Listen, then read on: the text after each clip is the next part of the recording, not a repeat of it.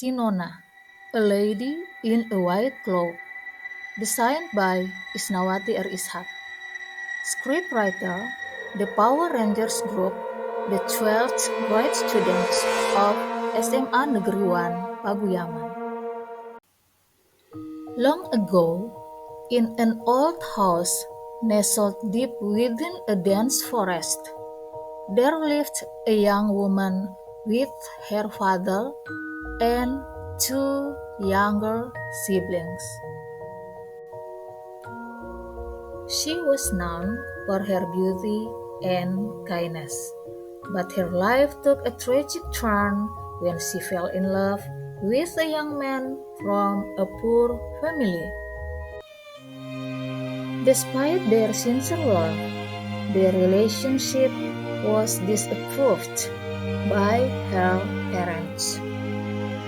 They hoped she would marry a man of a higher status and wealth. They repeatedly forbade the relationship, and the constant pressure eventually broke the girl's spirit. Despairing and unable to withstand her family's demands any longer, she made a fateful decision. One quiet night, in the stillness of her home, she chose to end her life by hanging herself. Her family discovered her lifeless body, but it was too late. She was gone, carrying her love and sorrow into the afterlife. She was laid to rest in the backyard, beneath the shade of a large tree. Her death cast a dark shadow over the family. Shortly after, her father and younger siblings sank into deep depression. Mysteriously, they too fell ill, and one by one, they passed away. Their bodies were buried alongside the young woman's grave, leaving a lingering air of grief over the place. As the years went by, the house stood abandoned, forgotten, and overtaken by time. As the land became overgrown with trees and thick underbrush. One day, the property was purchased by a businessman from Java to develop into a sugar factory. Unbeknownst to the new owners, this land was once home to a family and their burial grounds.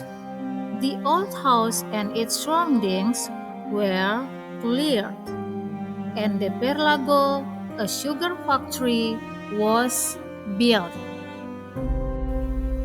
Soon after, eerie tales began to circulate. Workers frequently reported sensing the presence of a woman they had never seen before.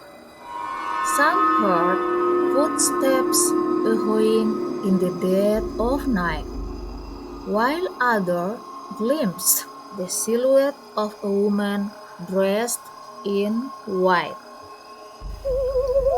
A few even claimed to have seen an old man wearing a straw hat, and young children standing near the trees or behind the factory buildings, particularly around the sugar cane milling area. Yet, the figure that appeared most often was that of the woman.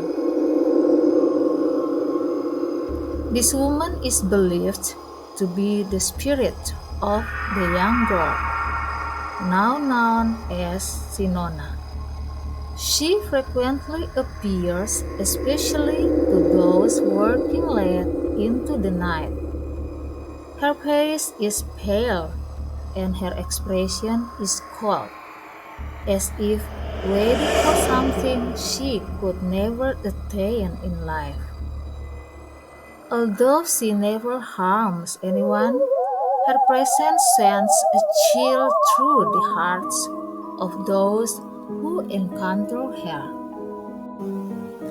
Some employees have shared that Nona is often seen sitting alone, staring blankly at the factory. On occasion, she is spotted gazing at workers resting in sugarcane trucks. She only makes her presence known at certain times, such as during the rainfall or when the sugarcane milling season begins. In moments of quiet stillness, her figure becomes more distinct, serving a haunted reminder of the tragedy said to have unfolded on that land.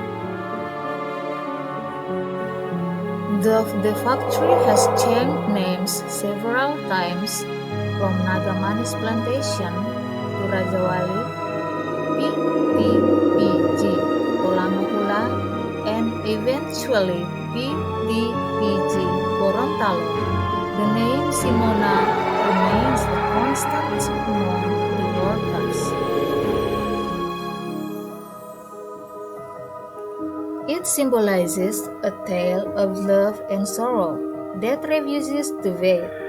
Even today, her ghostly form is still seen, as if unwilling to be forgotten by a world that has moved on without her.